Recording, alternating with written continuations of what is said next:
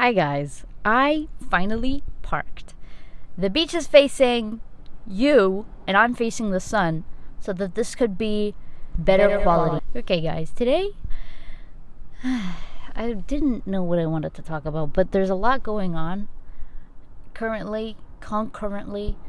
And I was thinking, let me just sit down, make a video, and include a lot of things. Because to be quite honest with you, my brain cannot focus on one thing right now, especially. It's like dispersed in so many different topics, and I feel so extremely passionate about all of them. So, never mind the cars behind me, okay? They're simply, how I like to think of it, background production that is free and to keep you entertained. Really, I'm like doing amazing today. Anyway, I got boba, and now I am going to attempt and pierce the straw through the plastic.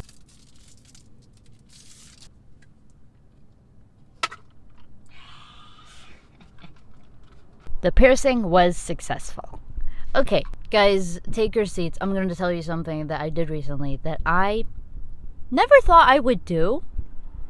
Okay, so as a social media content creator, I'm just like exposed to these other social media content creators. And so like in order to be a good one, you like kind of have to network and you have to know some amount of people, to be known and for them to let you be known. And so I had a lot of connections, but the thing is I also had a lot of male connections because there exist male content creators. Spoiler alert, okay? And so I made a lot of connections. And the thing is, I made connections that I knew were unnecessary, that I knew just did not have to be made, these connections.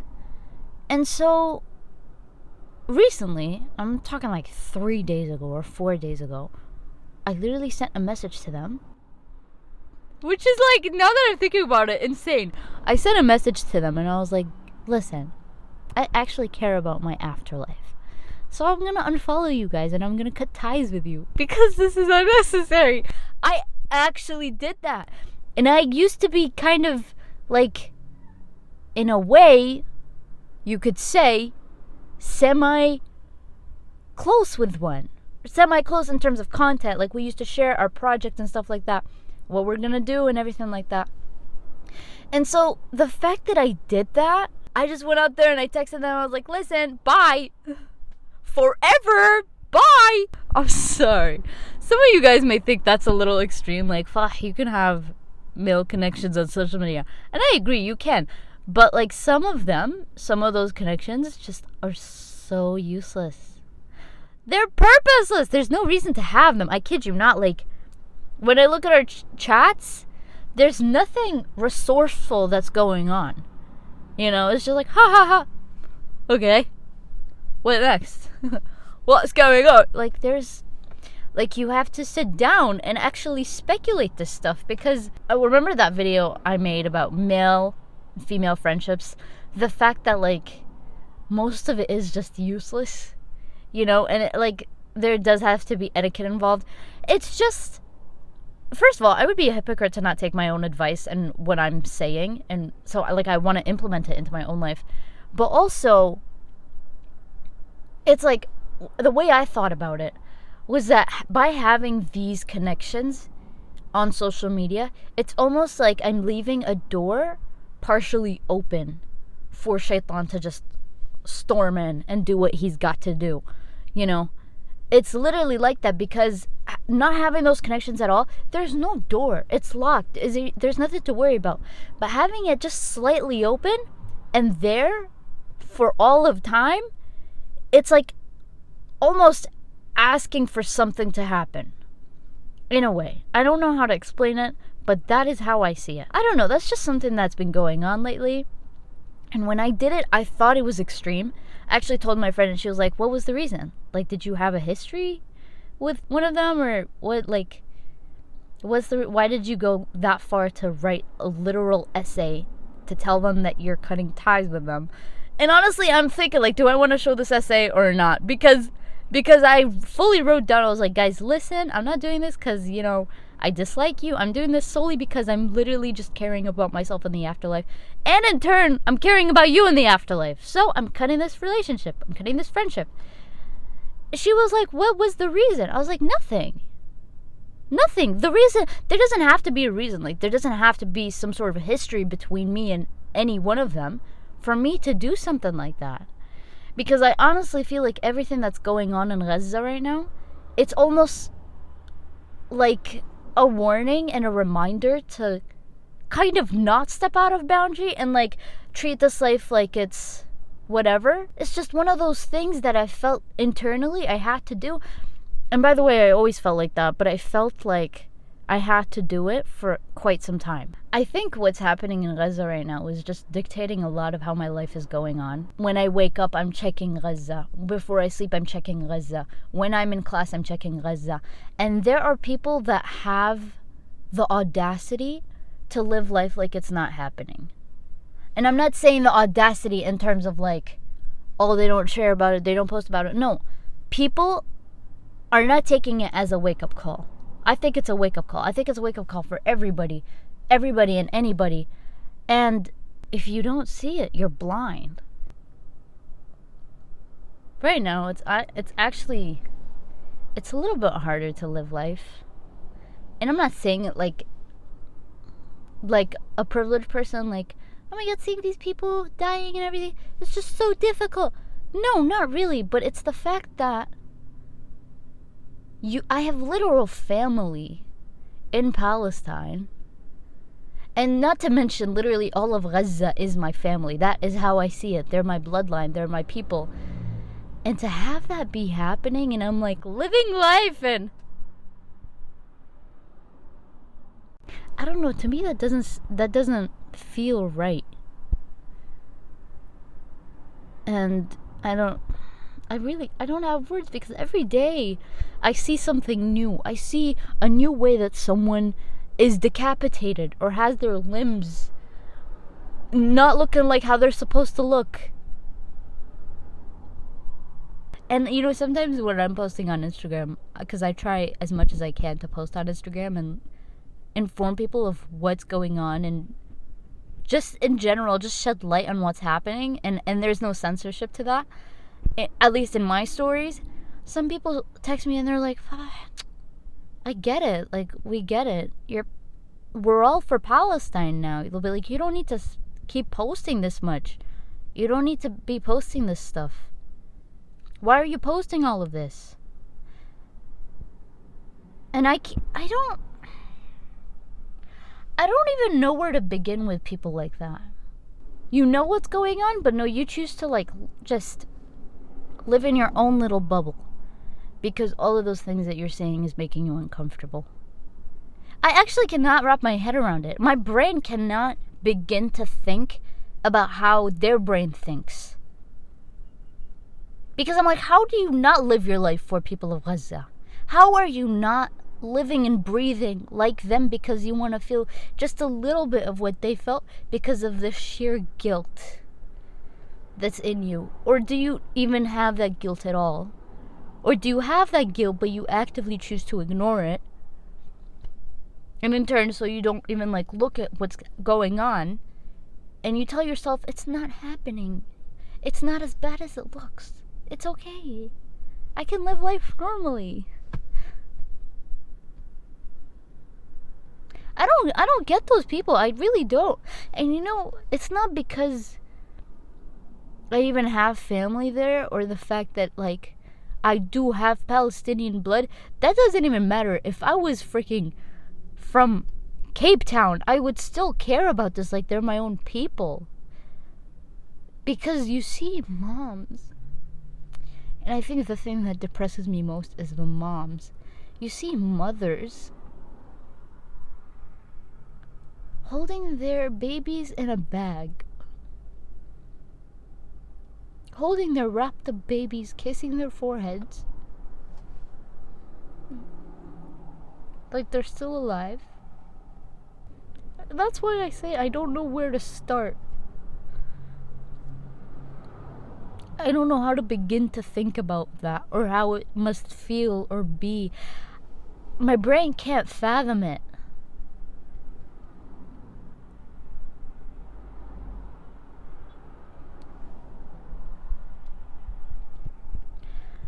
But then Allah said, "Inna ma'al usri yusra," you know?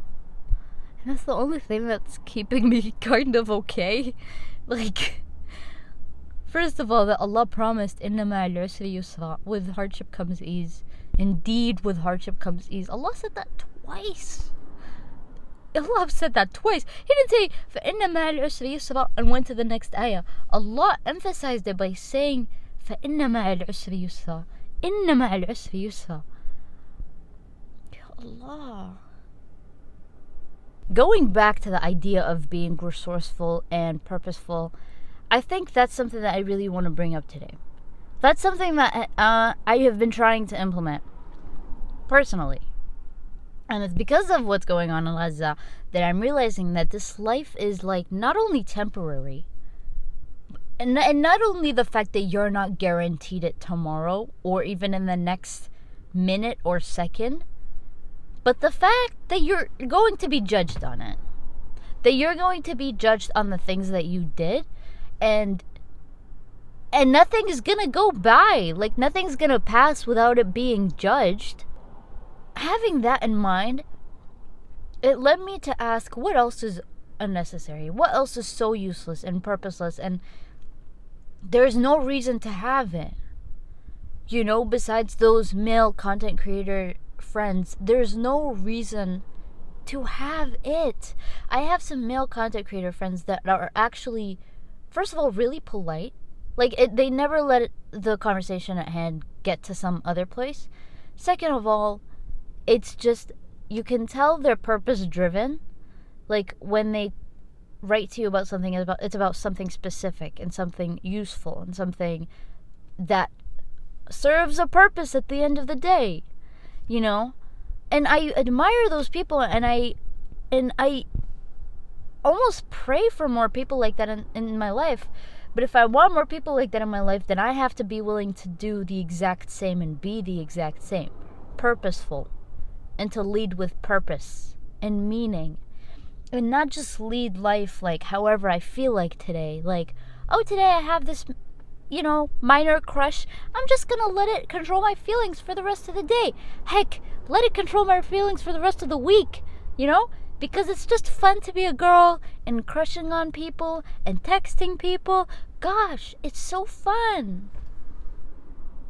Did I just describe your life? Be honest. Be honest. Guys, because girls, actually mostly girls, because there's a lot of girls that do that have the same way of life. Like, that's basically why they go on social media, is because there's that specific person, or there are those specific people. I mean, listen, I'm not here to expose people, but I'm just here to say the truth and what I've seen for the most part, okay? But that's actually something I want to talk about in another time. Relationships. And what you think is the harmless texting and flirting and just all of that stuff. Good morning, everybody. It's 5 a.m. the next day. I just decided to end the video yesterday and go hit legs for some odd reason. And it was one of the worst leg sessions of my life. One girl came up to me as I was just trying to get my life in order. She was like, "Wait, I think I know you. I love your content." I was like, "Listen, I'm not having an amazing day right now. I feel so bad." But I wanted to hug her, but all I did was just pat her on the back. But she's so sweet. It made my heart break, the fact that I didn't have a smile on my face. But that's life, just it's never expected, I don't think. Anyway, I'm going to do circuit training today. I'm going to finish my session at 5 a.m. that no one asked for, with only 4 hours of sleep, and my homemade botched up coffee, and we'll see what happens from there. But I do want to continue yesterday's discussion about finding a purpose and living with purpose more than finding one. And again, on the useless relationships, that I just touched on it. Like, I don't think I went deeply into it, and I still have more thoughts to cover around that, because for me, at least, it's a topic that I have some life experience in, and that I've had to deal with in life, So I'm just gonna go hit a fast circuit training session, and I'll see you guys in a couple microseconds. Okay. I am back home. I went and I had breakfast, a crap ton of sausage, and I had a waffle. It was amazing. And now I can barely breathe. But I wanted to talk about what I was talking about yesterday, after I was rudely interrupted by myself. I wanted to dive a little deeper into the idea of useless relationships. Okay? Now bear with me here. The thing is, we have a lot of different kinds of relationships in our lives. We have our relationships to our parents, we have our relationships to our siblings, our friends, our mutuals, people at work, our peers at school, etc., etc., etc. The list keeps going. There's a lot of relationships involved. Now, some cannot be cut. Like your parents, you can't cut that. Don't even think about it, okay? But you cannot cut those ties. There are ties that you cannot cut, but there are also ties that you can. These ties are ties that you decided to form at some point in your life, and you think in your brain is telling you this relationship, this connection is purposeful. This connection is serving something, And up till a week ago, I used to think all of my relationships were like that. I used to think everyone served a purpose. Everyone was in my life for a reason. And sometimes I'd even keep people in my life because I'm like, no, they're here for a reason. I'd like force them to stay in my life, or vice versa. But like, I think the more time passes, the more I realize that it's also important to let some people go. It's important to let people that kind of mess with your peace, to just let them go. And that's obviously easier said than done. It's easy to say, oh, they mess with my peace, goodbye. And it's not even like they don't even have to mess with your peace, but it's like, what are they even doing in your life? Why are you letting them in your life? And I'm not coming from an egotistical perspective of like, the whole world revolves around you and you're the only center being and all you should care about is yourself. But sometimes people forget they're also people. People forget that they themselves are also people. And they treat other people with like all of this respect and care and sympathy. But then like they forget to treat themselves with that same attitude. And so there are people out there that are holding on to relationships, or they have these relationships that are eating away at them, and they don't want to cut it off, break it off, or let it go because it might hurt the other person. Okay, but what about you? In a relationship, it consists of two people, 50-50. What about you? You're literally the receiving and sending end. You're 50% of the equation. And you're not even taking into account how you feel. What you think about it. What you think about the other person. How you think they're contributing to your life. You know how you're contributing to their lives. You could be honest with that. But then you're also supposed to be honest with what they contribute to yours. And I learned that by honestly just going through my followings list and just like seeing every single person that I like talk with and have talked with or have some sort of connection with. I asked with every single person, I'm like, what does this person add to me? I know I'm a good person. I know that if they talk about something, I'm going to give them attention, the attention that they want. I'm going to feel really happy for them regardless if I want them in my life or not. That's not even something to debate about. I'm going to feel happy for any and everybody that's doing well in their life. But like, it was like time that I started thinking for myself, for the sake of myself. Because I don't like being controlled. I don't like being like the object in a situation. You know? Object in meaning that someone did something to me and it wasn't me that initiated that. Like if I got into some kind of friendship or relationship, the person broke it off with me, I would feel like I'm the object in that situation. I'd be like, it just happened to me. I wasn't the one that put it into effect.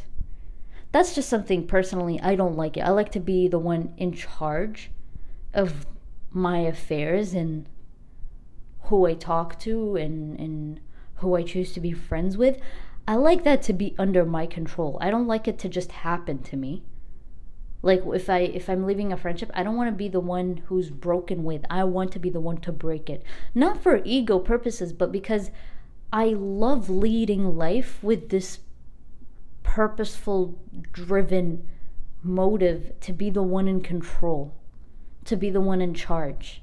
That's just something that I learned the absolute hardest way I think anyone can learn. Being tossed around in childhood and just growing up with a bunch of brothers and having all of this testosterone in the house. I just felt like I was the one that had to be in charge at some point, you know? And I don't think that's like hyper masculine of me or anything, but it's just like I've really had enough. I've had enough with a lot of people. I've had enough with a lot of situations that happened specifically in my childhood. In my childhood, I was often the object. I was often tossed around. I was often made fun of. I was often the center of the joke. I was sick of it. I was sick of it, you know? And honestly, I don't think anyone likes to be the object of anything, you know, of any situation. But someone has to be the subject and someone has to be the object. There's no two subjects in a situation. So I like to be the one who is the subject and not the object. I don't know if that makes sense. I am not an object. I'm a human being. In my mind, that was funny. That was the first joke that came to my mind.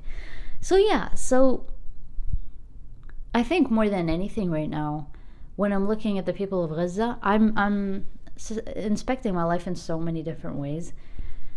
Like I'm looking into every single nook and cranny of my life and how it could be fixed for the afterlife, for the sake of the afterlife, not even this life. Like I don't think I'm really invested in this life as much as I used to be prior to the massacre. Because like when you're seeing your own blood just being wiped off the face of the earth, it kind of does something that nothing else does, you know? It's almost like I'm living like one of them. I think of myself as one of them. So when one of them dies, honestly, a part of me dies, but a part of me feels excited to see them in the afterlife. That's actually how I think sometimes, most times. I just think I'm going to see that person in the afterlife, and I'm so excited and happy about that. And that's not to like sound rosy and cute, but it's just like literally the only thing that's grounding me in this situation. Like I'm gonna see them all in Jannah. But then the question is, am I gonna make it to Jannah? And that's not like, yeah, obviously, no. They're fighting for it. They're fighting for Jannah right now. Everyone in Gaza, I've heard voice notes of people that say, I have to like suffer a little bit to get to Jannah. And that's okay. Palestinians themselves say that. Like, it's okay, we'll suffer a little bit.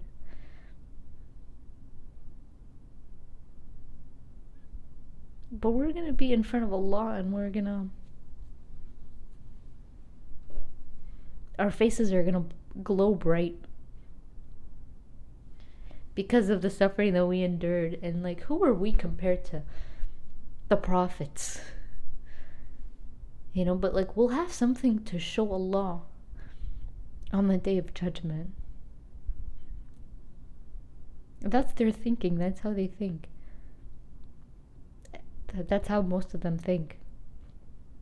So if that's how they think, what do we think of ourselves? The ones who aren't in Palestine, the ones who aren't Gaza.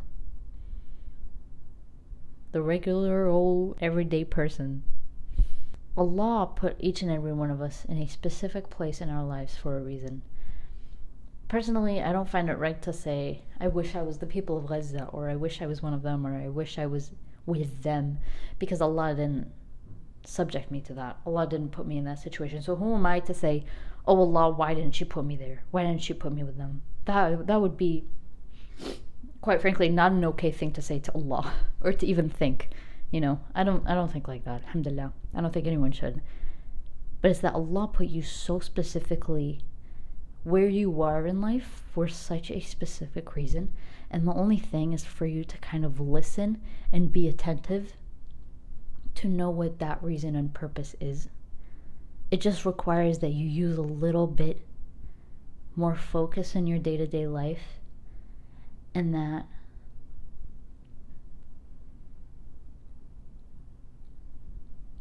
you remember Allah constantly. Because when you remember Allah, you really remember your essential purpose, which is to serve Allah. We know our essential core purpose. Allah says, مَا خَلَقْتُ الْجِنَّ وَالْإِنسَ إِلَّا لِيَعْبُدُونَ. We didn't create the jinn and the human being except to worship, except to serve me, except to obey me, Allah. That is our essential core purpose. But with that purpose comes all of these fringe purposes and these fringe, I would say, goals in life that I think are attached to that essential core purpose, which is the worship of Allah. Because I talked about this before, and that is, the worship of Allah comes in a billion forms. People think it's just praying, fasting, reading Quran, waking up for Fajr, wearing the hijab. The worship of Allah is insurmountable. There's no specific number. Anything and everything is the worship of Allah. But it's like you fix your intention for that intended purpose. And so where you are in life, like after the things we're seeing in Gaza and everything, I really urge you to think, like, what is going on in your life? And it's easy to say, this is going on, that's going on, this, but I think we are forgetting to use critical thinking and seeing what potential problems there may lie in our day-to-day lives. Things that we're putting off because we just don't want to deal with it, even though we know it's important. People we know should not be in our lives. Just these everyday things that in a way we kind of try and escape from, but they're going to catch up to us at some point. And honestly, the only thing I can put this into perspective for you is that you're going to face Allah one day. And if that's a fact, which it is, if you're going to face Allah one day, then how does that relate to every single thing that you do in your life? Every single person that you choose to include in your life. People who you are friends with in your life. People who you spend time with in your life. The things you choose to do in your free time. How you choose to talk to yourself and with yourself when you're alone. What you think of Allah. How you think of Allah when you're alone before you sleep. When I tell you every single thing is going to be in front of Allah, and you're going to face it too. You're going to be there, and you're going to be seeing every single thing unfold that happened in your life. It's just a matter of time before you actually realize that. And it's not a light truth. It's one of those truths that, first of all, scares you because we're not martyrs. Most of us aren't martyrs. we've got a comfortable life, alhamdulillah. We have it going well for us, you know? So, like, when we're in front of Allah, we want to have something to show for Him, you know? Something that we can present and be proud of. And it's not even necessarily something that you did, it's maybe something that you didn't do. I think about a lot of things that I want to do, but I can't because you're giving something up for the sake of Allah, basically. You really have to focus on yourself. On that day, even a mother doesn't care for their child. Even a mother just does not care about anyone else but herself. And that's a terrifying thought, because just think of the mother's love for her child. It's something else. So that's what I'm going to leave you with today. I think every episode that I do, for however long this will be, I'm just going to use the people of Gaza to talk about life, because I think they're teaching us more about life than anything else. The people who are most dying are the people who are most teaching us about life. Isn't that weird?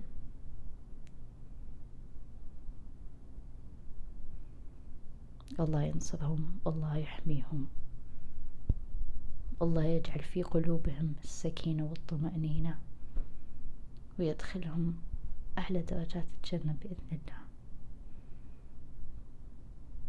Alhamdulillah. Don't forget to make dua for Palestine and the people of Gaza, especially on Fridays. Don't forget. Okay, I'll see you guys in the next episode. I'll see you, and have an amazing day. Bye bye.